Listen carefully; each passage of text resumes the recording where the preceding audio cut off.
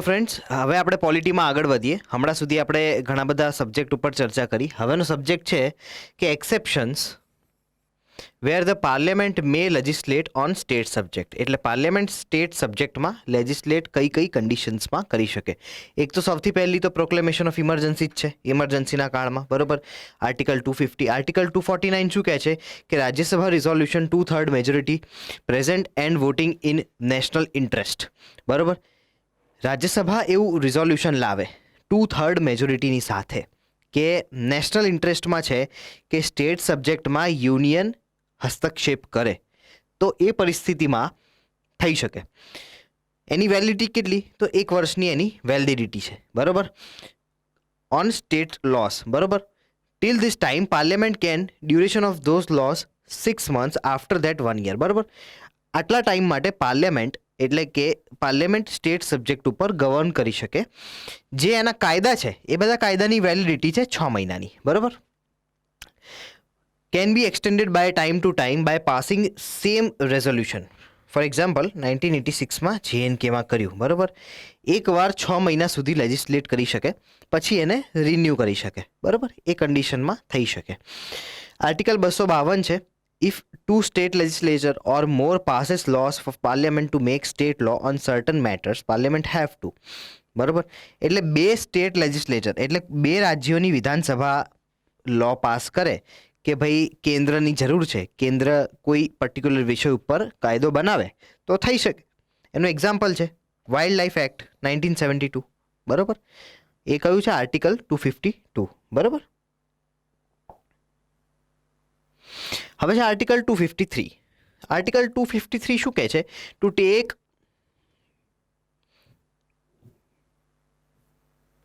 Tech care of international organisation agreements. એટલે કે જેમ કે મેં વાઇલ્ડ લાઇફ એક્ટની વાત કરી, UNFCCC COP28 અત્યારે ચાલી રહી છે દુબઈમાં, બરોબર.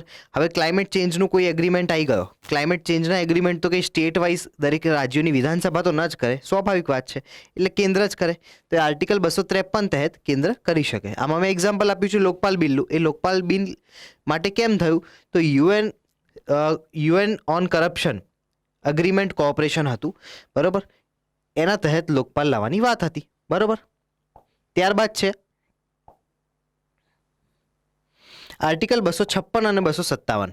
Union can issue direction to state government. 256 અને 257 તહેત સ્ટેટ ગવર્મેન્ટને ડાયરેક્શન યુનિયન આપી શકે. State government can't execute power in a manner that overtakes central government's power, otherwise article 356. અને જો સ્ટેટ ગવર્મેન્ટ ના માને તો તમને ખબર જ છે રાષ્ટ્રપતિ શાસન, આર્ટિકલ 356 આપણે પહેલાં પણ વાત કરી હતી. Union government May direct for protection of railways with state and military communication. આ કયું આર્ટિકલ હતું? આપણે ગઈકાલે વાત કરી હતી, યાદ કરો. 257 હતું, રાઈટ. 257માં ક્લોઝ 2 અને ક્લોઝ 3 શું કહે છે?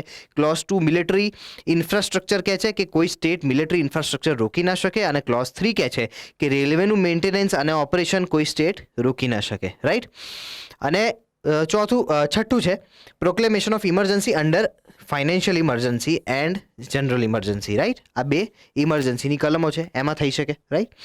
હવે આપણે નેક્સ્ટ સબ્જેક્ટ જોઈએ, કોઓપરેટિવ ફેડરલિઝમ. કોઓપરેટિવ ફેડરલિઝમ એટલે જેમ આપણા કોન્સ્ટિટ્યુશનમાં યુનિયન ગવર્મેન્ટ અને સ્ટેટ ગવર્મેન્ટને સેપરેટ પાવર્સ આપેલા છે, એ સેપરેટ પાવર્સને સાથે રાખીને એ લોકો કઈ રીતે કામ કરે છે. સૌથી પહેલું છે આર્ટિકલ 258 અને 258A. એમાં શું છે? Principle of mutual delegation. Principle of mutual delegation છે. એમાં શું છે? Union government and state government may give powers to each other by consent. એટલે યુનિયન અને સ્ટેટ બંને એકબીજાના કન્સેન્ટથી મ્યુચ્યુઅલ પાવર્સ એકબીજાને આપે, બરાબર. બીજું શું છે? Parliament by law can also give power responsibility. તો આ બંને શેમાં આવે? મ્યુચ્યુઅલ ડેલિગેશનમાં આવે, કે હળી મળીને કામ કરવાની રીત, બરાબર. ત્યારબાદ શું છે? આર્ટિકલ 262 છે વોટર ડિસ્પ્યુટ વોટર ટ્રાયબ્યુનલ્સ. જે લગભગ હર વર્ષે તમે કર્ણાટક અને તમિલનાડુમાં એક મુદ્દો જોતા હશો દર વર્ષે. એ શેને લઈને હોય છે? પાણીને લઈને. કઈ નદીના? કાવેરી નદીના, બરાબર. કૃષ્ણા નદીના, કાવેરી નદીમાં, આ બધામાં કંઈક ને કંઈક વોટર ડિસ્પ્યુટ્સ આપણને જોવા મળતા હોય છે. એ વોટર ડિસ્પ્યુટ્સને સોલ્વ કરવા માટે આર્ટિકલ 262 છે કે જેમાં parliament enacted the interstate rivers water dispute act 1956 અને ટ્રાઇબ્યુનલ્સ કેન બી ક્રિએટેડ. તો આ સોલ્વ કરવા માટે કેન્દ્ર સરકારે લો પાસ કર્યો જેમાં એવું લખ્યું કે ટ્રાઇબ્યુનલ્સ બનાવી શકાય. બરાબર. મેં અહીંયા એક્ઝામ્પલ આપ્યું છે મહાનદી ટ્રાઇબ્યુનલ, કાવેરી નદી ટ્રાઇબ્યુનલ. કાવેરી નદીનું હમણાં જ થયું હતું કર્ણાટક અને તમિલનાડુની વચ્ચે. બરાબર. પછી આની સાથે મેં અહીંયા લખ્યું છે કે ઇશ્યુઝ વિથ ટ્રાઇબ્યુનલ્સ. ટ્રાઇબ્યુનલ્સને લઈને શું ઇશ્યુઝ છે એ આપણે એક ટૂંકમાં વાત કરી લઈએ. ટ્રાઇબ્યુનલ્સ જે બોડી છે ને એ કોર્ટ નથી. ટ્રાઇબ્યુનલ્સ એક અલગ પેરેલલ કોર્ટ બનાવવામાં આવી છે જેમાં કોન્સ્ટિટ્યુશનલ બેકઅપ નથી. તમે સમજો, એક લોના તહેત ટ્રાઇબ્યુનલ્સ બનાવવામાં આવે જે કોર્ટ જેટલી પાવર ક્ષમતા રાખે છે, પણ એ માનવું કે ન માનવું એ ઘણી બધી વાર સંતોષ જે પાર્ટીઓ છે એ લોકોને થતો નથી, એટલે એ લોકો ટ્રાઇબ્યુનલમાંથી કોર્ટમાં જાય. ટ્રાઇબ્યુનલ બનાવવાનો મુખ્ય મુદ્દો શું કે ભાઈ કોર્ટનું ભારણ ઓછું થાય, કોર્ટનો જે લોંગ ટાઈમ ટેકિંગ પ્રોસેસ છે એને ઘટાડી શકાય. ટ્રાઇબ્યુનલ બનાવીએ તો તમે સાયન્ટિફિક વેમાં એના એક્સપર્ટ્સને બેસાડીને એ પ્રોબ્લેમને વધારે સારી રીતે સોલ્વ કરી શકો. જેમ કે કાવેરી નદીનું ઇસ્યુ છે તો બે રાજ્યોની વચ્ચેનું વોટર ડિસ્પ્યુટ છે, તો એ ફક્ત ને ફક્ત જજ ના સમજી શકે. જજ ટેકનિકલ એક્સપર્ટ નથી. બરાબર. તો તમે એ પેનલમાં, ટ્રાઇબ્યુનલની પેનલમાં જજને બેસાડી શકો, એક સાયન્ટિસ્ટને બેસાડી શકો, એક સિવિલ એન્જિનિયરને બેસાડી શકો. બરાબર. તો તમને જે વ્યવસ્થિત માર્ગ મળે એ 99% એક્યુરેટ હોય અને બધાના માટે સારો હોય. રાઈટ. એટલે ટ્રાઇબ્યુનલ્સ બનાવવાનો મતલબ આ હતો કે તમે સમય, પૈસા અને રિસોર્સિસ આ બધું બચાવીને ચાલો અને જલ્દી નિર્ણય આવી જાય. જ્યારે કોર્ટમાં તમે જાઓ ત્યારે 4-5 વર્ષે જે નિર્ણય આપતો હોય એ ટ્રાઇબ્યુનલ્સમાં 2 વર્ષે આવી જાય. રાઈટ. પણ ટ્રાઇબ્યુનલ્સના ઇસ્યુ શું છે કે જ્યારે નિર્ણય આવી જાય છતાં પણ પાર્ટીઓ માનતી નથી. બરાબર. અગ્રી થતી નથી, કોઓપરેટ કરતી નથી. પછી પણ કોર્ટમાં જવાની એક ઈચ્છા હોય છે. જ્યાં સુધી સંતોષ ન મળે ત્યાં સુધી લડી લેવાનો ભાવ હોય છે. બરાબર. કોન્સ્ટિટ્યુશનલ બેકઅપ નથી. બીજું, ટ્રાઇબ્યુનલ્સ જે ક્વોન્ટિટીમાં હોવી જોઈએ ક્વોન્ટિટીમાં છે નહીં, ઓછા પ્રમાણમાં ટ્રાઇબ્યુનલ્સ છે. બરાબર. એટલે તમે પ્રોસેસમાં લાંબો સમય લાગી જાય છે. આ બધા ઘણા ઇસ્યુઝ છે, ઇન્ટરનેટ પર પણ આપણે સર્ચ કરી શકાય. આગળ વધીએ. Article 263 president power to setup and council four dispute between state and centre and state. બરાબર. આર્ટિકલ 263માં આ વાત થઈ છે. હવે સરકારી કમિશન હતું એણે સેન્ટર સ્ટેટ રિલેશનમાં ઘણા બધા રેકમેન્ડેશન્સ આપ્યા. બરાબર. એમાં સૌથી પહેલી વાત કરીએ interstate council. Interstate council 1990. PM chairperson હોય. ઇન્ટરસ્ટેટ કાઉન્સિલ શેના માટે? ઇન્ટરસ્ટેટ કાઉન્સિલ એના માટે કે બધા રાજ્યોના મુખ્યમંત્રી, પ્રધાનમંત્રી, બધા મંત્રાલયો એક ટેબલ પર બેસે અને જે મુદ્દાઓ એકબીજાને હેરાન કરી રહ્યા છે, જે મુદ્દાઓના લીધે સમય અને પૈસા અને રિસોર્સિસ બગડી રહ્યા છે, એ મુદ્દાઓને એક ટેબલ પર બેસીને સોલ્વ થાય. બરાબર. એમાં 6 યુનિયન કેબિનેટ મિનિસ્ટર્સ હોય. બરાબર. પ્રાઇમ મિનિસ્ટર હોય અને બધા રાજ્યોના મુખ્યમંત્રી હોય. બરાબર. રેકમેન્ડેશન બાઇન્ડિંગ નથી. તમે સમજો, એમાં જે નિર્ણયો થાય એ બાઇન્ડિંગ નથી, પણ એ નિર્ણયોથી સોલ્યુશન આવી શકે. Right. Problems with respect to ISC. બરાબર. Recommendation by Punchhi commission and second, આમાં પુંચી કમિશન અને સેકન્ડ એઆરસી રિપોર્ટના પણ ઘણા બધા રેકમેન્ડેશન્સ છે જે આપણે જોઈ શકાય. હવે ટાઈપ્સ ઓફ ફંડ્સની વાત કરી લઈએ. આપણે બજેટ અને એ બધાની તો વાત કરી. બરાબર. એમાં પીએસસી એ બધાની વાત થઈ ગઈ. રાઈટ. હવે ફંડ્સની એક શોર્ટ ફોર્મમાં વાત કરી લઈએ.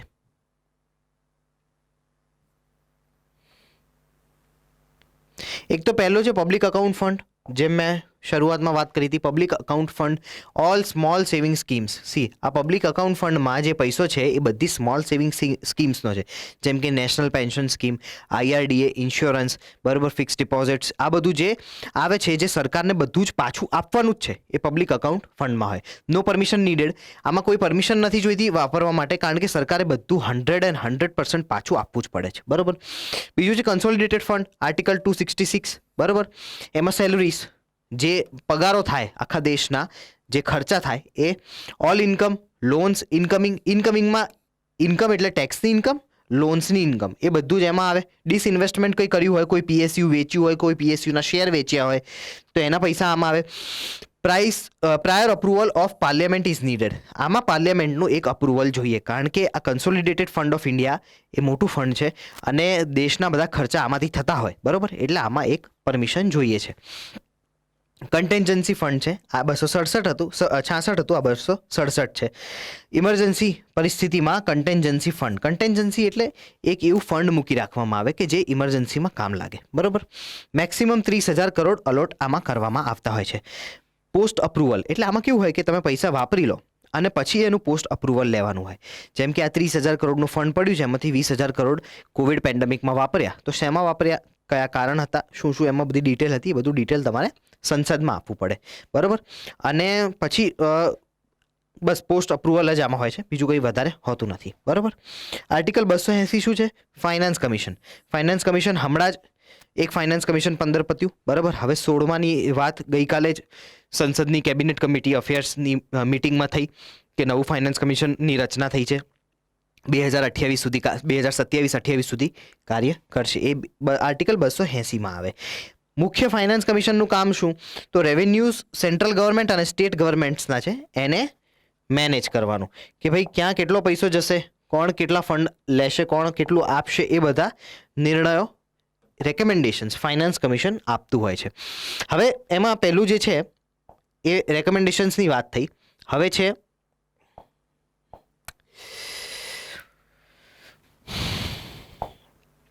ટેક્સેશન.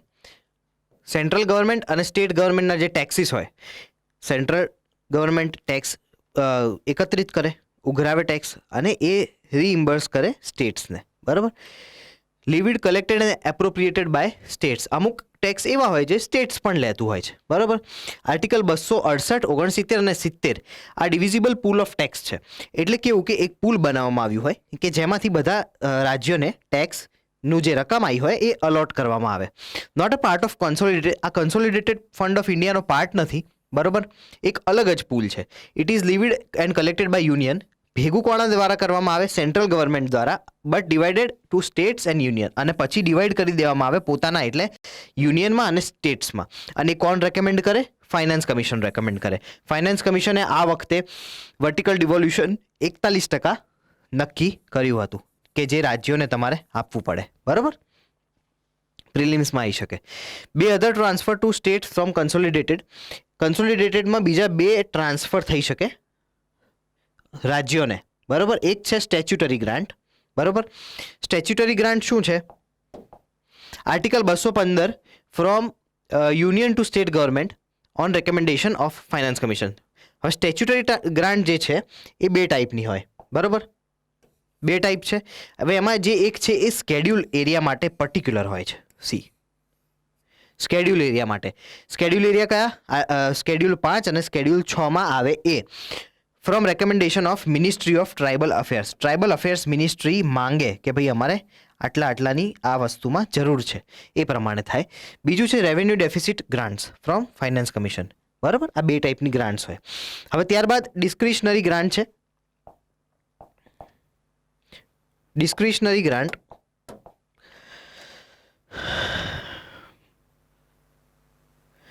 આર્ટિકલ 282માં છે. To state government by central government by their own wish, not finance commission. એટલે પોતાની મરજીથી જે આપે રાજ્યોને, ડિસ્ક્રિશન, પોતાનું ડિસ્ક્રિશન છે 282 તહેત એ રાજ્યોને આપે.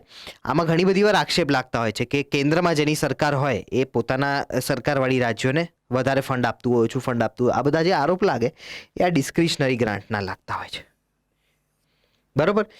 Two state government by central government by their own wish, not finance commission. Like centrally sponsored scheme. Centrally sponsored જે સ્કીમો ચાલતી હોય એ આમાંથી ચાલતી હોય. 23% money of divisible pool goes in this. અને ડિવિઝિબલ પૂલ જે બનાવ્યું છે એનું 23% પૈસા એ આ ડિસ્ક્રિશનરી ગ્રાન્ટમાં જતા હોય છે. ઓકે. જ્યુડિશિયરી. હવે વાત કરીએ જ્યુડિશિયરીની.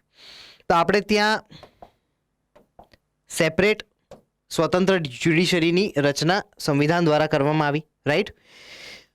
કેવી જ્યુડિશિયરી છે? ઇન્ટિગ્રેટેડ છે. ઇન્ટિગ્રેટેડ, બરાબર. ઇન્ટિગ્રેટેડ એટલે એક સ્ટ્રક્ચર બનાવેલું છે જેમાં નીચે સબઓર્ડિનેટ કોર્ટ્સ છે એટલે કે સિવિલ અને ક્રિમિનલ, બરાબર. પછી હાઈકોર્ટ છે અને પછી એપેક્સ કોર્ટ એટલે સુપ્રીમ કોર્ટ છે, બરાબર. Supreme court and high court are the court of records. આને કહેવાય court of records and decision are binding on lower court. જે ડિસિઝન સુપ્રીમ કોર્ટ હાઈકોર્ટમાં લેવામાં આવે એ બાઇન્ડિંગ હોય લોઅર કોર્ટ માટે. ઇન્ડિપેન્ડન્ટ જ્યુડિશરી, હવે એના પ્રોવિઝન્સ શું છે ઇન્ડિપેન્ડન્ટ જ્યુડિશરીના? એક સૌથી પહેલું કે જે ઇન્ડિપેન્ડન્ટ હોય એ પોતાના નિર્ણયો ઇન્ડિપેન્ડન્ટલી લે, બરાબર. તો અપોઇન્ટમેન્ટ ઓફ જજીસ in higher judiciary require role of judiciary along with executive. તો આમાં એકલા એક્ઝિક્યુટિવ નહીં પણ જ્યુડિશરીના લોકો અને સાથે મળીને અપોઇન્ટમેન્ટ કરતા હોય છે. રિમૂવલ પ્રોસેસ ઓફ જજીસ is very difficult. Removal process ખૂબ જ અઘરી છે, આપણે આગળ જોઈશું. લગભગ અશક્ય છે કોઈ જજને પોતાની ખુરશી પરથી બહાર કરવા, એટલે જનરલી ટ્રાન્સફર જ આપવામાં આવતી હોય છે. સેલરીઝ કોન્સોલિડેટેડ ફંડમાંથી આપવામાં આવતી હોય એટલે એમની સેલરી સિક્યોર છે. Hence no voting and can't be reduce, એટલે સેલરી ઘટે બી નહીં. ફાઇનાન્શિયલ ઇમરજન્સી કે ઇમરજન્સી હોય એ કન્ડિશનમાં જ સરકાર ઘટાડવાની વાત કરી શકે, બાકી એમની સેલરી ઘટે નહીં અને એમાં કોઈ વોટિંગ પણ ના થઈ શકે. ખ્યાલ આવ્યો? પછી no discussion on their conduct in parliament. જેમ મેં પહેલાં પણ વાત કરી હતી કે એમણે કોર્ટમાં કેવા નિર્ણયો લીધા, શું નિર્ણયો લીધા, કયા આધારે નિર્ણયો લીધા, એ બધી ચર્ચા સંસદમાં ન થઈ શકે, રાઈટ. પછી શું છે? Supreme court and high court make there on rules and appoint there on staff. પોતાના જ નિર્ણયો પોતે બનાવે છે અને પોતાનો સ્ટાફ પણ પોતે રિક્રુટ કરે છે. કન્ટેમ્પ્ટ ઓફ કોર્ટની કલમો એમને ખાસ આપવામાં આવી છે, બરાબર, એટલે કોઈ એનો મિસયુઝ ન કરી શકે. આર્ટિકલ 129, 215, બરાબર. કન્ટેમ્પ્ટ ઓફ કોર્ટ એક્ટ પણ છે 1971. સુપ્રીમ કોર્ટની વાત કરીએ, બરાબર, તો એનું લોકેશન શું હશે એ આર્ટિકલ 130માં લખવામાં આવ્યું છે, બતાવવામાં આવ્યું છે. અપોઇન્ટમેન્ટ ઓફ જજીસ. હાઈકોર્ટ અને સુપ્રીમ કોર્ટના જજની અપોઇન્ટમેન્ટ માટે કયા ક્રાઇટેરિયા અને શું હોય? તો સૌથી પહેલાં તો કોઈ એજ ક્રાઇટેરિયા નથી હોતો, બરાબર, કે મિનિમમ આટલી એજ જોઈએ એવું નથી હોતું. આગળ વધીએ.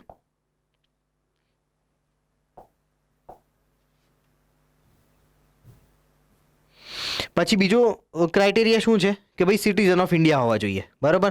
ત્રીજું ક્રાઇટેરિયા શું છે? આઈધર જજ ઓફ હાઈકોર્ટ મિનિમમ 5 years, એટલે હાઈકોર્ટના જજ હોવા જોઈએ મિનિમમ 5 વર્ષ માટે, બરાબર. હાઈકોર્ટના જજ હોવા જોઈએ મિનિમમ 5 વર્ષ માટે, બરાબર. Or advocate of high court for 10 years, અથવા તો એડવોકેટ હોવા જોઈએ 10 વર્ષ માટે, બરાબર. ઓર એમિનન્ટ જ્યુરિસ્ટ ઇન ઓપિનિયન ઓફ પ્રેસિડેન્ટ. આ એમિનન્ટ જ્યુરિસ્ટની જે વાત કરી છે ને આજ સુધી ક્યારેય અમલમાં લાયા નથી આ લોકો, કે બહારથી કોઈ જજ નથી લાયા. સમજો, આમાં આપણા કોન્સ્ટિટ્યુશનમાં એ પ્રાવધાન કરવામાં આવ્યું છે કે તમે બહારથી જજ લાવી શકો, એમિનન્ટ પર્સન, પણ કોઈએ રિસ્ક નથી લીધું. કારણ જો જજ એટલે કે જ્યુડિશરી રિસ્ક લે તો સરકારને બીક લાગે કે અમારા વિરોધમાં હોઈ શકે, અને સરકાર કોઈ વ્યક્તિને મૂકે તો જ્યુડિશરીને ઇન્સિક્યોર ફીલ થઈ જાય કે ભાઈ આ અમારું ખોટું કામ કરશે, રાઈટ. એટલે આ બધા ટસલના કારણે હજી સુધી આ કોઈને લાભ નથી મળ્યો. ઓરિજિનલી એઝ પર આર્ટિકલ 124 શું કહે છે? જજ of supreme court will be appointed by president by consultation of CGI and other જજ, બરાબર. સંવિધાન શું કહે છે? આર્ટિકલ 124 શું કહે છે? આ ખાસ સમજો, આ એક બહુ મહત્વના ટોપિક ઉપર આપણે હવે એન્ટર થઈ રહ્યા છીએ. આર્ટિકલ 124 એ કહે છે કે જજ of supreme court will be appointed, એટલે સુપ્રીમ કોર્ટનો જજ અપોઇન્ટ થશે. કેવી રીતે અપોઇન્ટ થશે? પ્રેસિડેન્ટ અપોઇન્ટ કરશે. કોની ભલામણોથી? ચીફ જસ્ટિસ ઓફ ઇન્ડિયા અને અન્ય જજની ભલામણોથી, બરાબર. હવે આ પ્રોસેસથી આપણે આગળ વધી રહ્યા હતા, બરાબર, પણ પછી એક હદ આવી ગઈ જ્યારે વિરોધ થવાના શરૂ થયા. એક પહેલો કેસ આવ્યો. કેસ શું હતો? ફર્સ્ટ જજ કેસ. નામ જ આ છે, ફર્સ્ટ જજ case. SP Gupta versus union of India 1981, 1981માં કેસ આવ્યો. એમાં એ સુપ્રીમ કોર્ટે નિર્ધારણ કર્યું કે consultation means merely exchange of views. Consultation એટલે ફક્ત વાતચીત, કે ભાઈ ઠીક છે આ વ્યક્તિ કેવો છે, આ વ્યક્તિ સારો છે, ધેટ્સ ઇટ, બસ, બીજું કંઈ નહીં. એટલે પ્રેસિડેન્ટનો રોલ મોટો થઈ જાય ચીફ જસ્ટિસ કરતાં. ફર્સ્ટ જજ કેસમાં આ તારણ આવ્યું, બરાબર. આગળ જોઈએ. સેકન્ડ જજ કેસ 1993. સેકન્ડ જજ કેસ 1993માં શું છે? પહેલો આવ્યું તો 81માં, બીજો આવ્યો 93માં, બરોબર. બરોબર, એમાં શું છે? સુપ્રીમ કોર્ટ, કેસનું નામ હતું supreme court advocates on record versus union of India. આમાં હતી 9 જજોની બેન્ચ. કેટલા? બરોબર, 9 જજ. હવે જસ્ટિસ વર્મા આમાં હતા ચીફ જસ્ટિસ. હવે એમાં એમણે શું તારણ કાઢ્યું? Consultation means concurrence, consultation means concurrence. બરોબર. શું concurrence? President will not move ahead with any name unless he agrees with the opinion of CJI. બરોબર. પ્રેસિડેન્ટ ત્યાં સુધી આગળ ન વધી શકે જ્યાં સુધી ચીફ જસ્ટિસ ઓફ ઇન્ડિયાએ જે કીધું છે એમાં એ અગ્રી નથી થતા. બરોબર.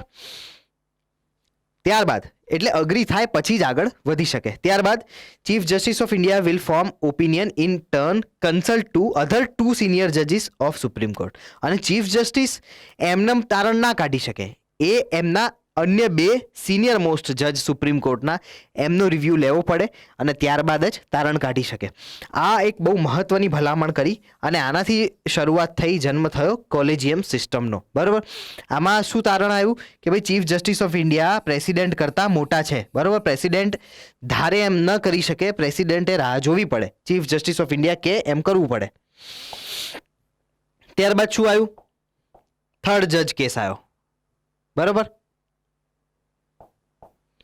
થર્ડ જજ કેસ ક્યારે આવ્યો? 1998માં આવ્યો. બરાબર. હવે એમાં પ્રેસિડેન્ટ રેફરન્સ કેસ હતો, નામ પ્રેસિડેન્ટ રેફરન્સ કેસ તરીકે રખાયું. હવે એમાં કોલેજિયમ સિસ્ટમનો જન્મ થયો. કોલેજિયમ સિસ્ટમમાં શું હતું કે ભાઈ ચીફ જસ્ટિસ ઓફ ઇન્ડિયા એ એક્ઝિક્યુટિવ કરતાં મોટા છે, એટલે કે પ્રેસિડેન્ટ કરતાં મોટા. Has to compulsory with 4 senior most જજીસ ઓફ સુપ્રીમ કોર્ટ. આમાં 4 સિનિયર મોસ્ટ જજનું પ્રાવધાન કરી દેવામાં આવ્યું. પહેલા 2 હતું. બરાબર. સેકન્ડ જજ કેસમાં. આ પ્રેસિડેન્ટ રેફરન્સ કેસમાં 4 જજનું, એટલે કોણ? CJI પ્લસ 4 જજ, એટલે ટોટલ 5 લોકો જ્યુડિશિયરીના. કોલેજિયમ સિસ્ટમ શું છે એ હવે હું તમને સમજાવી દઉં. બરાબર. કોલેજિયમ બાબતે ઘણી બધી વાર મેન્સ અને પ્રિલિમ્સમાં પ્રશ્નો આવતા જ હોય છે, કરંટમાં પણ આવતું હોય છે. હમણાં જ ગયા અઠવાડિયે જ સુપ્રીમ કોર્ટે લાલ આંખ કરી કેન્દ્ર સરકારને કે ભાઈ તમે કોલેજિયમ સિસ્ટમમાં જે નામો સજેસ્ટ કરવામાં આવ્યા એમાં કેમ તમે એ લોકોને અપોઇન્ટમેન્ટ નથી આપતા, કેમ તમે ટ્રાન્સફરો તમારી રીતે કરો છો.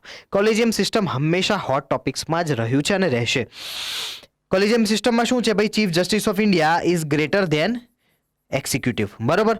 એનો મતલબ શું કે ભાઈ opinion will not be his sole. બરાબર. એની પોતાની ઓપિનિયન નહીં હોય, પણ ઓપિનિયન કઈ રીતે બનાવવામાં આવશે એનું આ માળખું છે. જુઓ.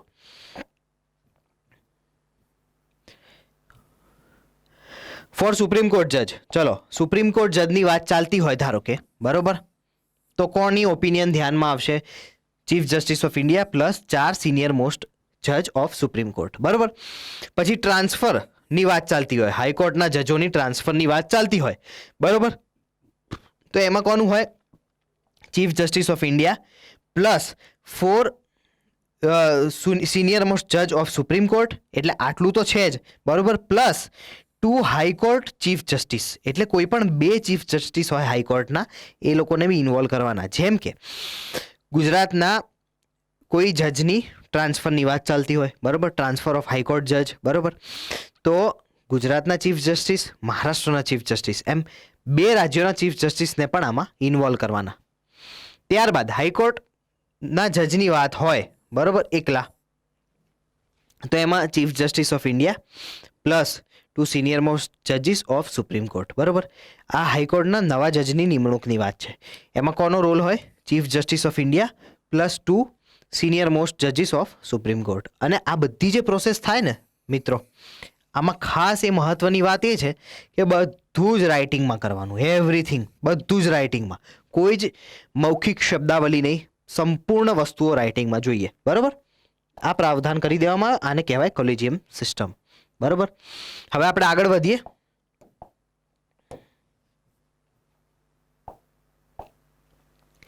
National judicial appointment commission, NJAC.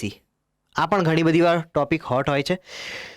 99th constitution amendment act and NJAC act 2014 struck down as violation of basic structure by court.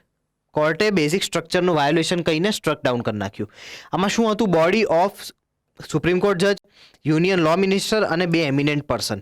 હવે આ 2 એમિનેન્ટ પર્સનના કારણે ઘણી બધી વાર વિવાદ થતા હતા કે ભાઈ કોઈ પક્ષમાં એ લોકો પોતાનો રાય આપી દે, અને યુનિયન લો મિનિસ્ટર છે એટલે સરકારનું પ્રતિનિધિત્વ તો છે જ, એટલે ફક્ત એક સુપ્રીમ કોર્ટનું એક જજ જ એક કોર્નર થઈ જાય છે, એટલે રાય સરખી અપાતી નથી. એટલે આ NJAC સ્ટ્રક ડાઉન કરી દેવામાં આવ્યું વાયોલેશનના, બેઝિક સ્ટ્રક્ચરના વાયોલેશન બાબતે. Government by law can increase the જજ ઓફ સુપ્રીમ કોર્ટ કરન્ટલી, અત્યારે 33+1 જજ છે સુપ્રીમ કોર્ટમાં, એટલે 33 જજ અને એક ચીફ જસ્ટિસ ઓફ ઇન્ડિયા, એટલે 34. બરોબર. અને government by law can increase, એટલે ગવર્મેન્ટ સરકાર વધારી પણ શકે છે. Appointment and resignation by president. High court અને સુપ્રીમ કોર્ટના જજ હોય એમનું અપોઇન્ટમેન્ટ અને રેઝિગ્નેશન એ પ્રેસિડેન્ટ દ્વારા કરવામાં આવે. High court and supreme court has exactly equal powers accept territorial power. એટલે તમે સમજો, હાઈકોર્ટના જજ હોય અને સુપ્રીમ કોર્ટના જજ હોય, એ બંનેને પાવર સરખો જ છે. બરોબર. ખાલી ટેરિટરીનો ફરક છે. સુપ્રીમ કોર્ટના જજને સંપૂર્ણ ભારતની સત્તા મળે છે, જ્યારે કોઈ રાજ્યના હાઈકોર્ટના જજને ફક્ત એ રાજ્યની. બરોબર. આટલો જ ફરક છે.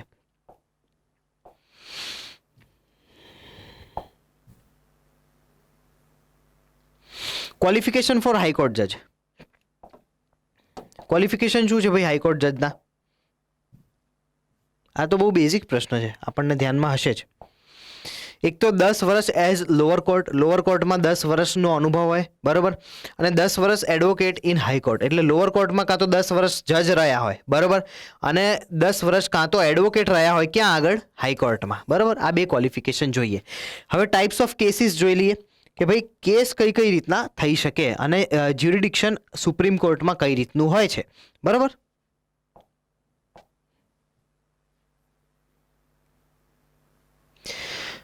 જ્યુરિડિક્શન ઓફ સુપ્રીમ કોર્ટની જો આપણે વાત કરીએ તો સૌથી પહેલા તો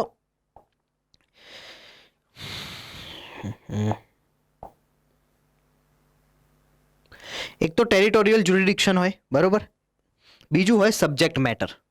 ટેરિટોરિયલ જ્યુરિડિક્શન હોય એ આખા દેશમાં એમનું ચાલતું હોય, અને જ્યાં જ્યાં ભારતનું ટેરિટરી છે, દેશમાં કે બહાર, બરોબર, એ બધે જ ટેરિટોરિયલ જ્યુરિડિક્શન કોનું લાગે? સુપ્રીમ કોર્ટનું. બીજું સબ્જેક્ટ મેટર હોય, એટલે કોઈ સબ્જેક્ટ વિશેષને લગતું. એમાં પહેલું છે OJ, original jurisdiction. Original jurisdiction શું છે કે where supreme court can be approach directly, કે જેમાં તમે સુપ્રીમ કોર્ટ ડાયરેક્ટ જઈ શકો. હવે એમાં તમે શેમાં જઈ શકો? આર્ટિકલ 32 યાદ કરો, કોન્સ્ટિટ્યુશનલ રેમેડીઝ ગેરંટીડ. બરોબર. તો 32ના એન્ફોર્સમેન્ટ માટે જઈ શકો. અને એક્સક્લુઝિવ ફેડરલ ડિસ્પ્યુટ, કોઈ ફેડરલ ડિસ્પ્યુટ હોય, રાજ્ય અને કેન્દ્રનો કોઈ ડિસ્પ્યુટ હોય. બરોબર. આર્ટિકલ 131 તહેત. બરોબર. તો એમાં તમે જઈ શકો. આ આર્ટિકલ 131 યાદ રાખવું, કેન્દ્ર અને રાજ્યના કોઈ ડિસ્પ્યુટને લઈને હોય એના માટેનું છે. પહેલું ઓરિજિનલ જ્યુરિડિક્શન હતું. બરોબર. હવે બીજું છે એપિલિએટ જ્યુરિડિક્શન. એપિલિએટ. બરોબર. એપિલિએટ જ્યુરિડિક્શન શું છે? એમાં બે પ્રકાર હોય, ક્રિમિનલ, સિવિલ, કોન્સ્ટિટ્યુશનલ મેટર.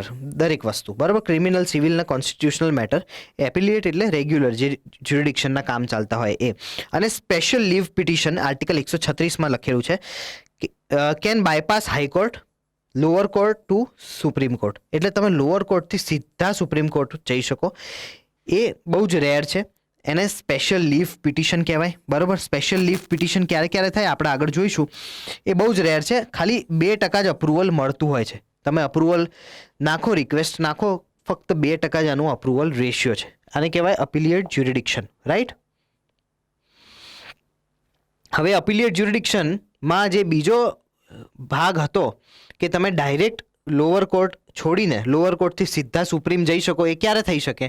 કે when one feel that lower court જજ will not give proper judgement, you can directly approach supreme court. તમને જ્યારે એવું લાગે કે કેસ છે અને લોઅર કોર્ટના જે જજ છે એ વ્યવસ્થિત જજમેન્ટ નહીં આપી શકે, તમે ડાયરેક્ટ સુપ્રીમ કોર્ટ જઈ શકો છો. બરાબર. આને શું કહેવાય? સ્પેશિયલ લીવ પિટિશન કહેવાય. બરાબર.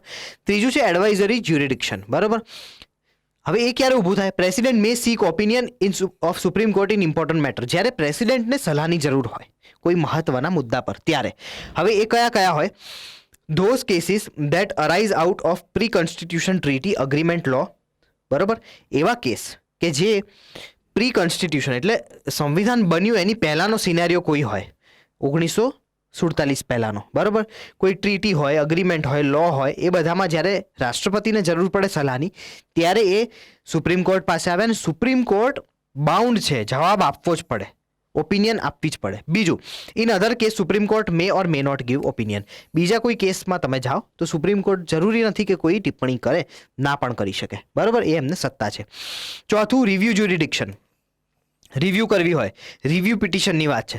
Article 137 within 30 days of original judgment a petition can be given to review its own judgment. એટલે તમે 30 દિવસની અંદર તમને એવું લાગે છે કે યોગ્ય જજમેન્ટ નથી આવ્યું તો તમે રિવ્યૂ પિટિશન નાખી શકો છો. આર્ટિકલ 137. બરાબર. ક્યુરેટિવ પિટિશન પણ મહત્વની છે. કેમ? નો કોન્સ્ટિટ્યુશનલ બેઝિસ, આનું કોઈ કોન્સ્ટિટ્યુશનલ બેઝિસ નથી, બરાબર. આ એક જ્યુડિશિયલ ઇનોવેશન છે, એટલે જ્યુડિશિયરીએ કામ કરીને આ એક પ્રણાલી ડેવલપ કરી છે, બરાબર. ફક્ત સુપ્રીમ કોર્ટમાં છે, બરાબર. Based on Vishakha guidelines. Vishakha guidelines શું છે કે ભાઈ એક તકલીફ થઈ હતી અને એક ક્રાઇમ થઈ ગયું હતું, બરાબર. હવે એ ક્રાઇમ થઈ ગયું ત્યારબાદ તમને ખબર પડી કે યાર આ વસ્તુઓ આ બોડી આપણને જોઈએ, નકર ક્રાઇમ થઈ જ રાખશે, બરાબર.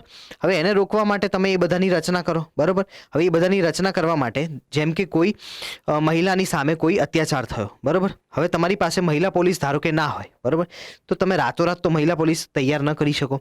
એના માટે તમારે કાયદો પસાર કરવો પડે, બરાબર, તમારા વિધાન પરિષદમાં, વિધાનસભામાં, બરાબર. ત્યારબાદ એની બોડીની રચના થાય, ત્યારબાદ રિક્રુટમેન્ટ થાય, ત્યારબાદ આ બધું બોડી તૈયાર થતી હોય. પણ એટલો બધો સમય હોય નહીં, તો શું કરે? તો કોર્ટ લેજિસ્લેટિવની ભૂમિકા નિભાઈ શકે, કોર્ટ વિધાનસભાની ભૂમિકા નિભાઈ શકે, કોર્ટ ગાઈડલાઇન્સ આપે, બરાબર, કે આ રીતે બધું તમે તૈયાર કરો અને તમે ઇન્સ્ટન્ટ તૈયાર કરી શકો. સમયનો બચત થાય આ બધામાં, બરાબર. આને કહેવાય વિશાખા ગાઈડલાઇન્સ, ક્યુરેટિવ પિટિશન. સમય ન બગડે અને તમે આગળ વધી શકો. હવે જ્યુડિશિયલ ઓફ હાઈકોર્ટ આપણે એક વખત ભેગાભેગ જોઈ લઈએ. એમાં પણ શું છે? ઓરિજિનલ જ્યુરિડિક્શન છે, એમાં ફંડામેન્ટલ રાઇટ્સ છે, આ ગેરંટીડ નથી, આર્ટિકલ 226 હેઠળ છે, બરાબર. અધર રાઇટ્સ છે, in other matter by a law of parliament or legislature. Election petition directly to high court, ઇલેક્શનનું કોઈ પણ હોય રાજ્યને લઈને, બરાબર, તે ડાયરેક્ટ હાઈકોર્ટે જાય. અપીલિએટ જ્યુરિડિક્શન, બરાબર, રોજિંદા કામ against decision of lower court. Lower કોર્ટનો કોઈ ડિસિઝન આવ્યો તમારે પડકારવો છે તો અપીલેટ જ્યુરિડિક્શનમાં. In case of death penalty and life imprisonment and automatic appeal lies in the high court against decision of lower court. Lower કોર્ટમાં કોઈ ડેથ પેનલ્ટી અથવા આજીવન કેદની સજા આપી દે, બરાબર, તો ઓટોમેટિક એક અપીલેટ જ્યુરિડિક્શન, એક પિટિશન હાઈકોર્ટના દ્વારે પહોંચી જાય, ઓટોમેટિક એનો કેસ રિવ્યૂ થવાનો શરૂ થઈ જાય અને છેલ્લી છે રિવ્યૂ ડિસિઝન, બરાબર. હવે અપોઇન્ટમેન્ટ ઓફ જજીસ ઇન લોઅર જ્યુડિશરી જોઈ લઈએ. આપણે કોલેજિયમ સિસ્ટમ તો જોઈ, પણ લોઅર જ્યુડિશરીની વાત નથી થઈ, એ આપણે જોઈ લઈએ. હવે ડિસ્ટ્રિક્ટ જજ છે અને અધર જજ છે, બરાબર. ડિસ્ટ્રિક્ટ જજ કઈ રીતે? Governor in consultation with high court but should have minimum 7 years experience as advocate. Minimum શું જોઈએ? પહેલું તો 7 વર્ષથી વધુનો એડવોકેસીનો અનુભવ, બરાબર. બીજું, governor in consultation with high court, governor high court બેસીને ચર્ચા કરે અને ત્યાંથી રિક્રુટમેન્ટ કરે. અધર જજ શું છે? Governor in consultation with high court and GPSC, એટલે કે જે પબ્લિક સ્ટેટ કમિશન હોય, પબ્લિક રિક્રુટમેન્ટ કમિશન, બરાબર, એક એક્ઝામ નક્કી કરે, એ એક્ઝામ તમારે પાસ કરવી પડે અને પછી governor with consultation with high court એનું રિક્રુટમેન્ટ કરે. આર્ટિકલ 233 અને 34 હશે. યસ, એ જ છે, રાઈટ. હવે control of superintendence of high court over lower court, એ શેમાં આવે? હાઈકોર્ટનો લોઅર કોર્ટ ઉપર કંટ્રોલ છે, એ શેમાં લખેલું? 235 આર્ટિકલમાં. હવે જ્યુડિશિયલ એક્ટિવિઝમની આપણે વાત કરીએ. જ્યુડિશિયલ એક્ટિવિઝમ એટલે શું? વિચાર કરો.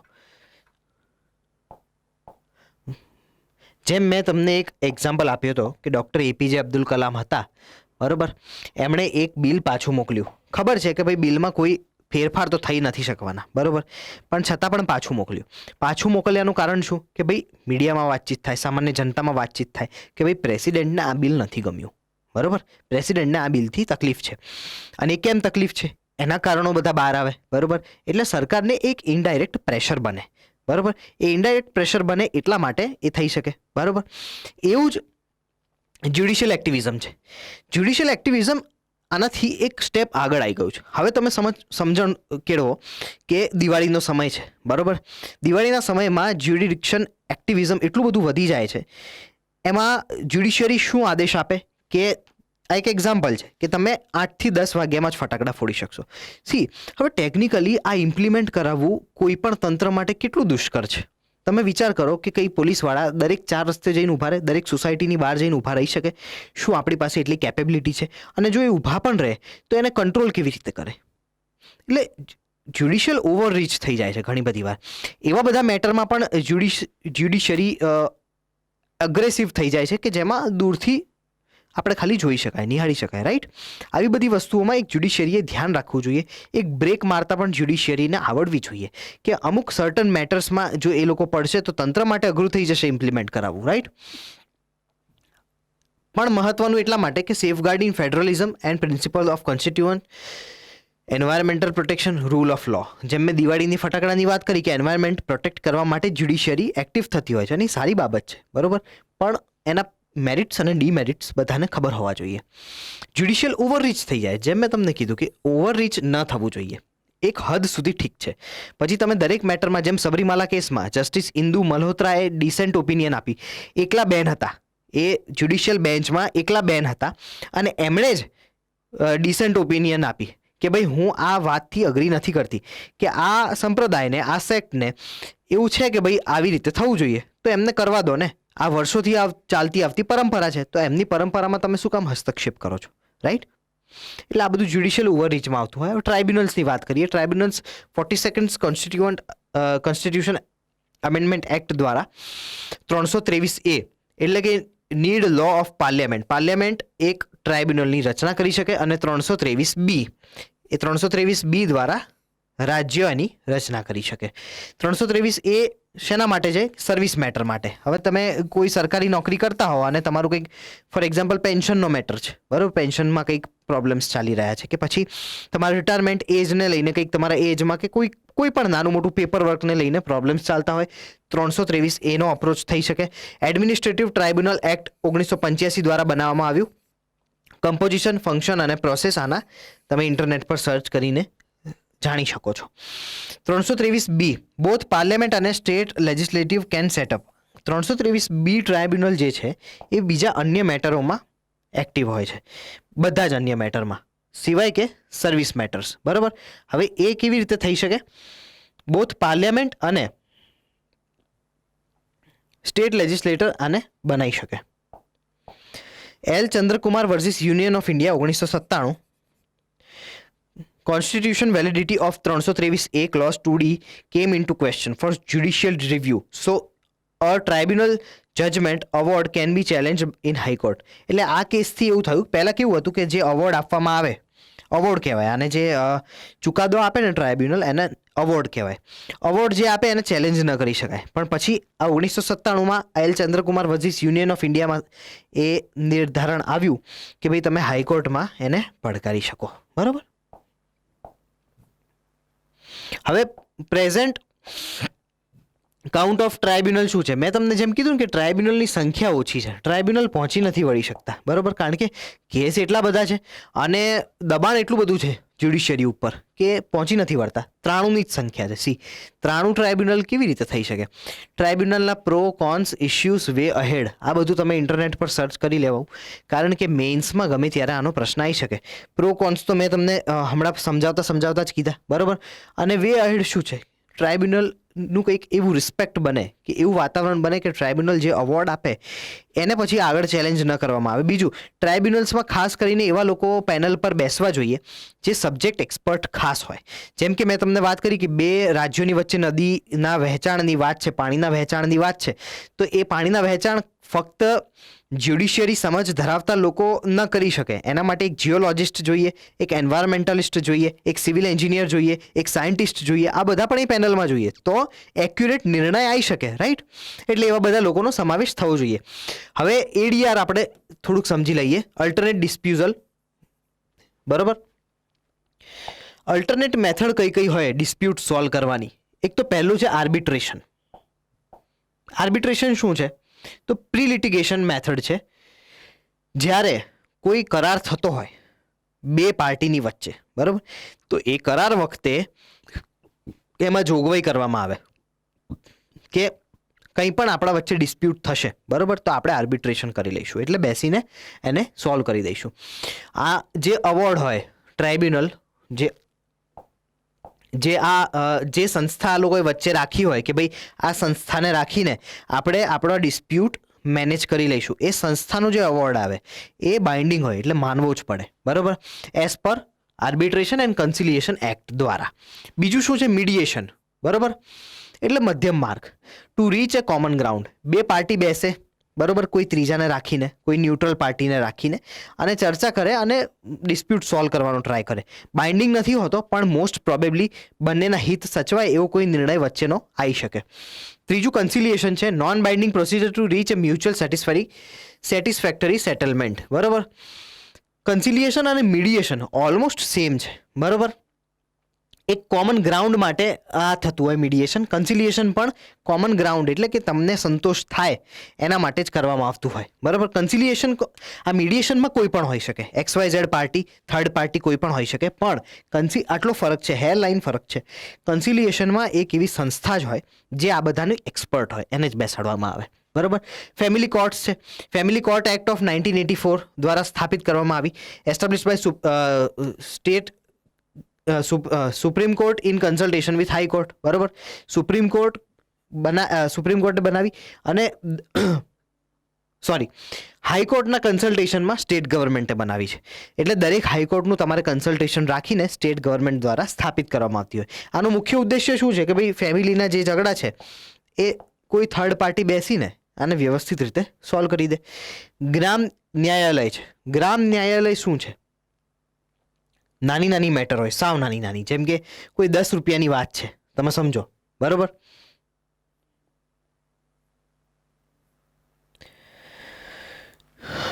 સાવ નાની મેટર હોય, કોઈ નાની મોટી ચોરી થઈ હોય, એક 10 રૂપિયાની મેટર છે બે પાર્ટી વચ્ચેની, તો એ બધી વસ્તુઓ ગ્રામ ન્યાયાલયમાં સેટલ થતી હોય છે. બરોબર, GN એક્ટ 2008 દ્વારા આ થઈ. ન્યાય અધિકારી, રેન્ક ઓફ જ્યુડિશિયલ મેજિસ્ટ્રેટ આમાં બેસતા હોય છે. બરોબર, મોબાઈલ કોર્ટ છે, હરતી ફરતી, સિવિલ ક્રિમિનલ બંને કેસીસ થાય. અપીલ અગેન્સ્ટ શેલ લાઈ in front of session or district court, તમે પડકારી શકો છો. બરોબર, લોક અદાલત છે, નાલસા હેઠળ બનાવવામાં આવી. બરોબર, 1987માં national legal advisory on a fixed day, એટલે એક ફિક્સ દિવસે આ બેસતી હોય છે. બરોબર, એક ફિક્સ દિવસ કોઈ નક્કી કરી દેવામાં આવે, એમાં બેસે. બરોબર, અને પરમેનન્ટ છે, પરમેનન્ટ લોક અદાલત છે. આ નેશનલ લોક અદાલત છે અને પરમેનન્ટ છે. પરમેનન્ટ હંમેશા સ્થાપિત જ હોય under section 22B of NALSA for cases of public utility service like electricity, water. આમાં પણ સૌથી નાના નાના કેસીસ, જે મેં તમને અહીંયા કીધું ગ્રામ ન્યાયાલય છે, એવું જ આમાં નાના નાના કેસીસ જે હોય બે પાર્ટી વચ્ચેના, પછી ઇલેક્ટ્રિસિટી બોર્ડના હોય, વોટરના હોય, પાણીને લગતા હોય, નાના મોટા સર્વિસ મેટર્સને લગતા હોય, એ બધા પરમેનન્ટ લોક અદાલતમાં સોલ્વ થવા માટે આવતા હોય. આ બધાનું ઔચિત્ય એટલા માટે કે તમે મોટી કોર્ટનો સમય ન બગાડો અને નાની મેટર નાની જગ્યાએ પતી જાય. બરોબર, એ કરવાનું મુખ્ય ઉદ્દેશ્ય હોય છે. બરોબર, હવે ડિસિઝન ઓફ લોક અદાલત ઇઝ બાઇન્ડિંગ. જે લોક અદાલત ડિસિઝન આપે એ બાઇન્ડિંગ છે, એ માનવું જ પડે. બરોબર, અને એનું જે જ્યુરિડિક્શન છે એ લિમિટેડ છે અને જ્યુડિશિયલ રિવ્યૂ એનો લિમિટેડ છે. જ્યુડિશિયલ રિવ્યૂ ના થઈ શકે. તમે લોક અદાલતે કોઈ નિર્ણય આપ્યો કે ત્યાં જ મેટર સોલ્વ થઈ ગઈ, પછી બહુ આગળ ન જઈ શકે. આગળ વાત કરીએ ટ્રાઇબ્યુનલ્સની. હવે વાત કરી લીધી આપણે, લોક અદાલત વગેરેની વાત કરી લીધી. હવે આપણે એક સ્કેડ્યુલ 5ની વાત કરી લઈએ. મહત્વનો સ્કેડ્યુલ છે. 5માં શું હતું? SC/ST એરિયા માટેનો હતો, વેર tribals are in large number. બરાબર, આર્ટિકલ 244(1) દ્વારા આમાં કાર્ય થાય છે. પ્રેસિડેન્ટ કેન બાય નોટિફિકેશન, એક નોટિફિકેશનથી ડિક્લેર કરી શકે કે કોઈ પર્ટિક્યુલર એરિયા એ ટ્રાઇબલ એરિયા છે. એક નોટિફિકેશનની જરૂર હોય. એમાં કાઉન્સિલ પ્લસ ગવર્નર હોય. કાઉન્સિલ કોણ? 20 મેમ્બર હોય મેક્સિમમ. બરાબર, 20 મેમ્બર કોણ? 3/4 શુડ ટ્રાઇબલ, એટલે ત્યાંના જે સ્થાનિક MLA હોય એ 3/4 એટલા સ્થાનિક MLA હોય. બીજું, નોમિનેટેડ બાય ગવર્નર, જે અન્ય જગ્યાઓ વતે છે એ ગવર્નર દ્વારા નોમિનેટ કરવામાં આવે. બરોબર, ટ્રાઇબલ ઓટોનોમસ કાઉન્સિલ આને કહેવાય. બરોબર, tribal autonomous council, TAC. State or parliament law may or may apply with modification by governor with consultation of TAC and assent of president. એટલે કોઈ રાજ્યનો કે કેન્દ્રનો કોઈ નિયમ છે ફોર એક્ઝામ્પલ, બરાબર, તો એ લાગુ થઈ પણ શકે એ એરિયામાં અને ના પણ થઈ શકે. એ કોણ ડિસાઇડ કરે? Governor with consultation of president. બરાબર, no amendment of this schedule shall be considered as a constitutional amendment. CAA આને ન કહેવાય. બરાબર, પ્રો કોન્સ લિમિટેશન અને ઇન્સ્ટિટ્યુશન, પેરેલલ ઇન્સ્ટિટ્યુશન, આ બધું આપણે ઇન્ટરનેટ પર સર્ચ કરી લેવાનું. હું તમને બેઝિક સમજાવી પણ દઉં. એના પ્રો શું છે? ત્યાંના સ્થાનિક લોકોના હિત સચવાય. બીજું, ત્યાંના જે રિસોર્સિસ છે એની ચોરી ન થાય.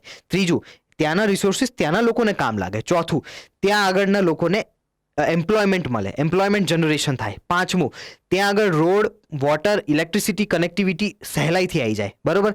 છઠ્ઠું, ત્યાંના લોકોનું શોષણ ન થાય. બરોબર. ત્યાંના લોકોના હિત સાચવવાની ટોટલી પોઝિટિવ વાત છે. બીજું, આના કોન્સ શું છે? બરોબર. તો હવે ધારો કે કોઈ મોટી મલ્ટીનેશનલ કંપની છે, એને ત્યાં સ્ટીલ પ્લાન્ટ, ત્યાં રિસોર્સિસ સ્ટીલના સારા છે, ત્યાં આગળ સેટઅપ કરવો છે, તો એ સેટઅપ જલ્દી ના કરી શકે. કારણ આ 20 મેમ્બરની કમિટી છે, એ જલ્દી એને એનઓડી ના આપે. બરોબર.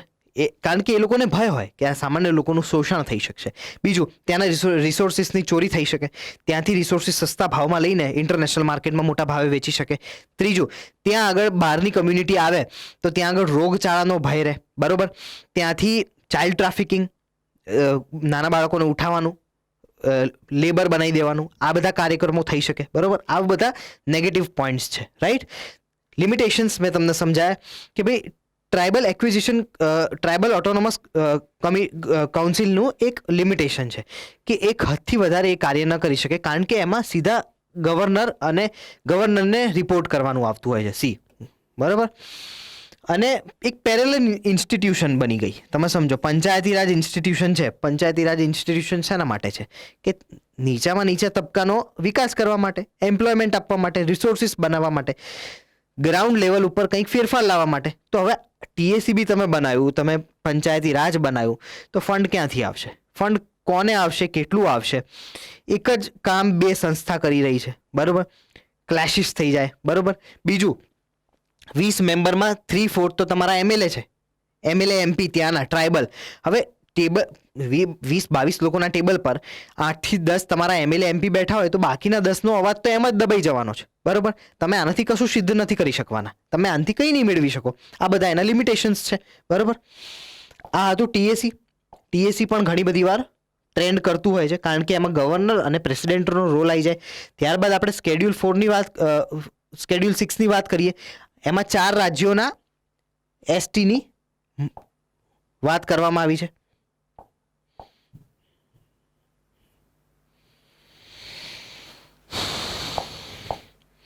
આસામ, મેઘાલય, ત્રિપુરા અને મિઝોરમ. જ્યારે પણ આવું આવે ત્યારે મેં તમને એક સજેશન આપ્યું હતું કે તમે નોર્થ ઇસ્ટનો મેપ ખાસ યાદ રાખો. બરોબર. એમાં અહીંયા આસામ છે.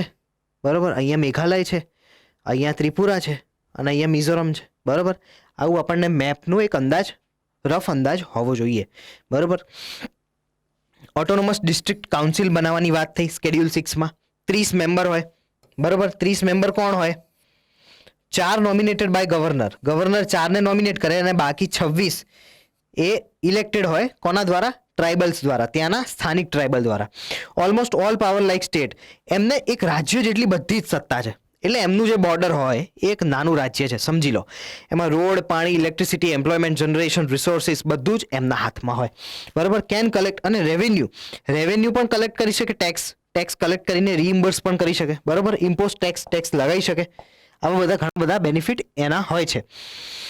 આગળ વધીએ, પંચાયતી રાજની વાત કરીએ. શેનાથી આવ્યું એ તમને ખબર છે? 73માં અધિનિયમ 1992. બરોબર. Failure of community development programme. See, આ આમ તો ચાલતું હતું 1952થી. બરોબર. કમ્યુનિટી ડેવલપમેન્ટ પ્રોગ્રામના નામથી. જ્યારથી આપણને સ્વતંત્રતા મળી ત્યારથી સરકારનો એક એવો પ્રયાસ રહ્યો છે કે હું સામાન્ય જનસંખ્યાને, સામાન્ય લોકોને ન્યાય આપું. બરોબર. અને એના માટે સરકારે બધા જ પ્રયાસ કર્યા. પણ શું થયું? પહેલા તો તમને ખબર છે કે આપણી જોડે અનાજ નહોતું. આપણે અનાજ બહારથી ઇમ્પોર્ટ કરતા હતા. PL 480 આપણા દેશમાં આવતું ત્યારે આપણી થાળીમાં અન્ન આવતું. બરોબર. ત્યારબાદ શું હતું કે આપણે સેલ્ફ સફિશિયન્ટ નહોતા. બધું જ આપણું બહારથી નક્કી થતું હતું. બરોબર. પછી ગ્રીન રેવોલ્યુશન આવ્યું. ગ્રીન રેવોલ્યુશન થકી આપણે અનાજ એટલીસ્ટ પોતે મેળવતા થયા. બરોબર. પોતે અનાજ ખાવા જેટલું. બેંક નેશનલાઇઝ થઈ 1970માં.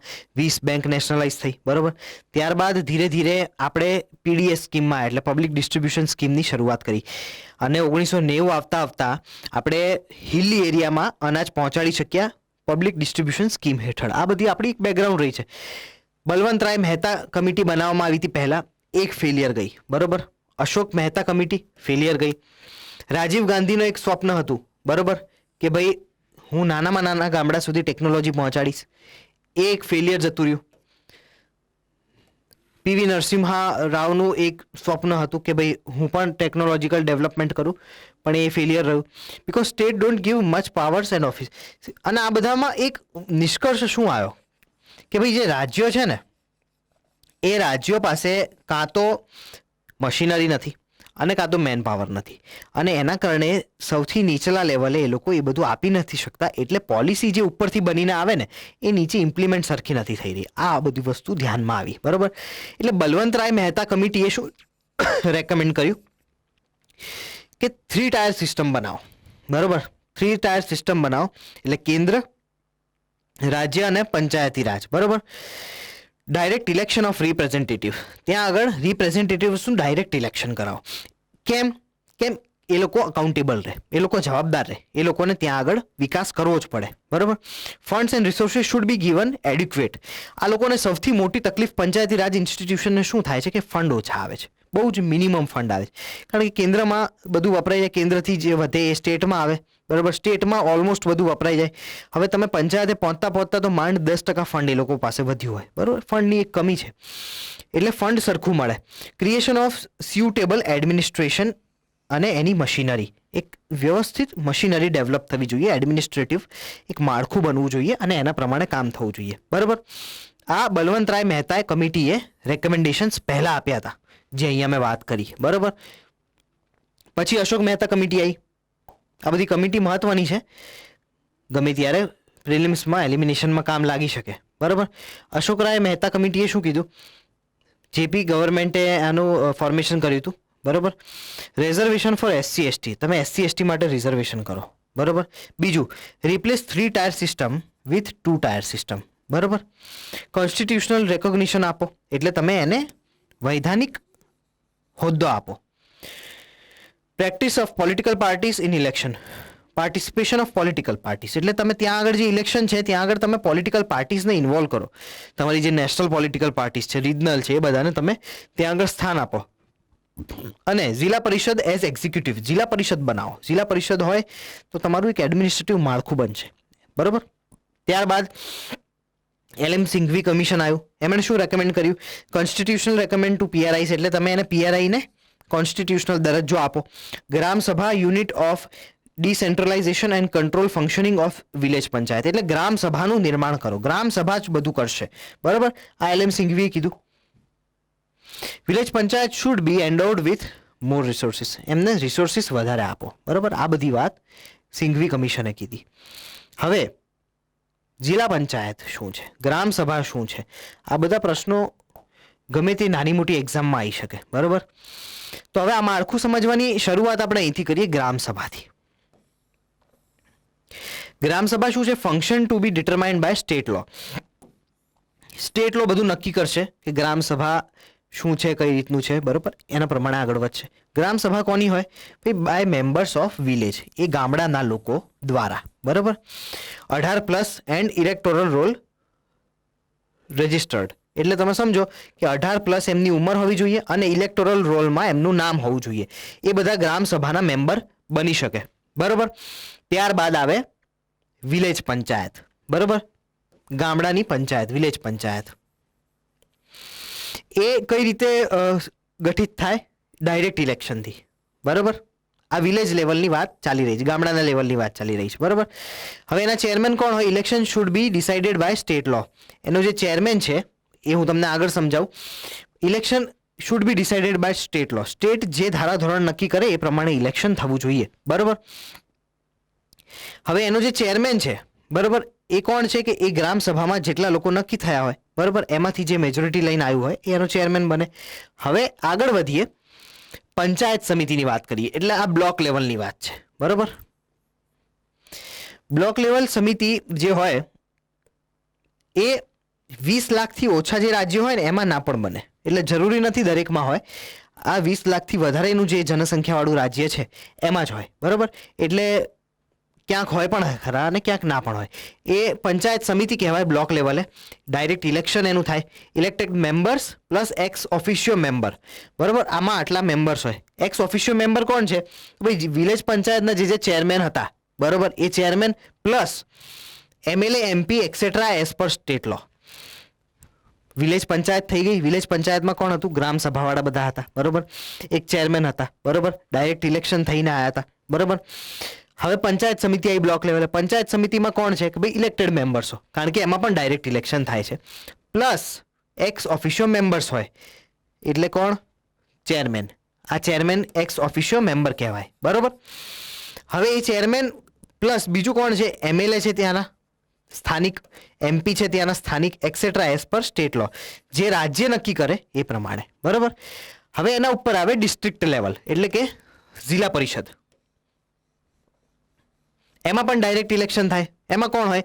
Chairperson elected by members, chairperson હોય ઇલેક્ટેડ લોકો plus ex officio member. Ex officio member કોને ક્યાંના હોય? પંચાયત સમિતિના ચેરપર્સન હોય, બરોબર. Plus MP MLA as per state law. એકદમ ઇઝી છે સમજવું, બરોબર.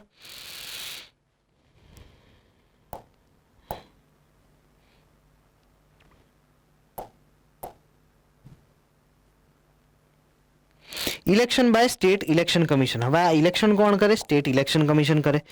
અને એ કોના દ્વારા અપોઇન્ટેડ થાય? ગવર્નર દ્વારા, બરોબર. 243K their tenure service etcetera condition by state government. State government જ એમનું ટેન્યોર, સર્વિસ કન્ડિશન્સ એ બધું નક્કી કરતું હોય છે, બરોબર. અને નોર્મલ ટેન્યોર ઓફ પંચાયત કેટલું છે? 5 વર્ષ. 5 વર્ષ સમયસીમા હોય નોર્મલ પંચાયતની. હવે એમાં ઘણીવાર એવું થતું હોય છે કે પંચાયત વહેલા ડિઝોલ્વ થઈ ગઈ, બરોબર. એવું થાય, ધારો કે પંચાયત વહેલા ડિઝોલ્વ થઈ જાય. In case of dissolution election should take place within 6 મહિના. એટલે તમે 6 મહિનામાં ફરી ઇલેક્શન કરવું જ પડે જો પંચાયત ડિઝોલ્વ થઈ જાય. બીજી એક એમાં એ શરત છે કે in case of dissolution fresh election would occur if the remaining period if more than 6 months and newly elected panchayat would serve a tenure of remaining period. બરોબર. એટલે શું છે? In case of dissolution fresh election, એટલે fresh election થવા જોઈએ ક્યારે? કે જ્યારે જે વધેલો સમય છે એ 6 મહિનાથી વધારે છે. 6 મહિનાથી વધારાનો સમય વધતો હોય તો ફ્રેશ ઇલેક્શન અને ન્યૂલી ઇલેક્ટેડ પંચાયત વુડ સર્વ અ ટેન્યોર ઓફ રિમેનિંગ પીરિયડ. એટલે ધારો કે એક પંચાયત બની, બરોબર, અને 3 વર્ષે એ પંચાયત ડિઝોલ્વ થઈ ગઈ, બરોબર. એટલે હવે ટોટલ એનો સમય સીમા કેટલી હતી? 5 વર્ષની, બરોબર. હજી 2 વર્ષ બાકી છે, બરોબર. તો નવું ઇલેક્શન થાય અને નવી પરિષદ બને, પંચાયત નવી બને અને એનું કાર્યકાળ 2 વર્ષનો રહે, બરોબર. ખ્યાલ આવ્યો? અને બીજી એક શરત છે, if remaining period is less than 6 months, એટલે કે 6 મહિનાથી ઓછો સમય બાકી છે પંચાયતનો, બરોબર. The newly elected panchayat would get a tenure of 5 years. એટલે જે નવી પંચાયત બને એને પૂરેપૂરા 5 વર્ષ આપી દેવામાં આવે. પૂરેપૂરા 5 વર્ષ એનો કાર્યકાળ રહે. ખ્યાલ આવ્યો? અને આ બધું છે 243E માં. 243 જે આર્ટિકલ છે એ પંચાયતને લગતો છે, એ ખાસ જોઈ લેવો. હવે રિઝર્વેશનની વાત કરીએ. રિઝર્વેશન 33% ફોર વિમેન, પંચાયતની વાત છે. SC/ST in proportion to population, population પ્રમાણે SC/STનું પણ રિઝર્વેશન જે ટકાવારીથી ચાલતું હોય એ હોય. OBC એ પણ સેમ સ્ટેટ લો પ્રમાણે જે ચાલતું હોય એ હોય. ચેરમેન કોણ હોય? Reservation for SC/ST and women to be decided by state law. State law નક્કી થાય. ક્વોલિફિકેશન શું છે? 21 વર્ષ તો એક તો મિનિમમ સમય સીમા છે, એટલે ઉંમર મિનિમમ 21 વર્ષ હોવું જોઈએ. ઇલેક્ટોરલ રોલ્સમાં નામ હોવું જોઈએ, રજિસ્ટર્ડ હોવા જોઈએ, બરોબર. And other qualification by state law, એટલે રાજ્ય જે નક્કી કરે એ પ્રમાણે આગળ વધવાનું. એના ફંક્શન શું છે? 243 જીમાં બતાવેલા છે.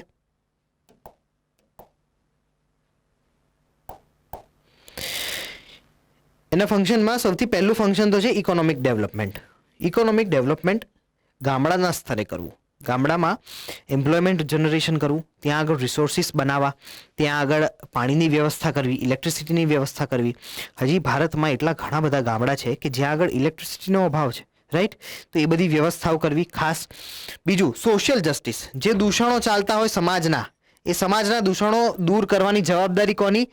પંચાયતી રાજ ઇન્સ્ટિટ્યુશનની સૌથી પહેલા છે. કારણ કે સ્ટેટ મશીનરી, સેન્ટ્રલ મશીનરી તો છે જ, પણ પંચાયતની એ મુખ્ય જવાબદારી છે, કારણ કે એ ત્યાં આગળ સ્થાનિક છે, બરોબર. એ દૂર કરવું. બીજો ફંક્શન્સ, બીજા બે પ્રાઇમરી ફંક્શન શું છે પંચાયતના? Preparation of plans for economical development and social justice, જેમ મેં અહીંયા વાત કરી. Implementation of scheme for economic development and social justice, જે સ્કીમ્સ ચાલતી હોય કેન્દ્ર સરકારની, રાજ્ય સરકારની, એને વ્યવસ્થિત ઇમ્પ્લિમેન્ટ કરવું એ પણ એક મહત્વનો ફંક્શન છે પંચાયતી રાજ ઇન્સ્ટિટ્યુશનનો. હવે ફાઇનાન્સની વાત કરીએ પંચાયતી રાજ ઇન્સ્ટિટ્યુશનના. આ છેલ્લો પોઈન્ટ છે ફાઇનાન્સ પંચાયતી રાજની વાત કરતા વિષયમાં. એ છે 243 જીમાં છે, બરાબર? એ ખાસ એક વખત જોઈ લો. હવે recommendation by finance commission, state finance commission. Finance commission article 280 હેઠળ જે કેન્દ્ર સરકારે નિમણૂક કરી હોય, ફાઇનાન્સ કમિશને એક માળખું બનાવ્યું હોય, એક ટેબલ બનાવ્યું હોય, એમાં જે એમણે રેકમેન્ડેશન કરી હોય કે આટલા ફંડ્સ ત્યાં જવા જોઈએ, એ પ્રમાણે આનું ફંડિંગ થવું જોઈએ. બીજું, and other limitations and problems. આ ખાસ આપણે આપણા રિજનલ પુસ્તકો કે ઇન્ટરનેટ પરથી જોઈ લેવા કે પંચાયતી રાજ ઇન્સ્ટિટ્યુશનને તકલીફો શું છે. બહુ જ નોર્મલ જનરલ પોઈન્ટ્સ છે, પણ એ ખાસ નોંધી લેવા, કારણ મેન્સમાં ઘણી બધી વાર આનો પ્રશ્ન આવી શકે. હવે નેક્સ્ટ ટોપિક છે મ્યુનિસિપાલિટીનો. આપણે આગળ વધીએ એક બ્રેક બાદ.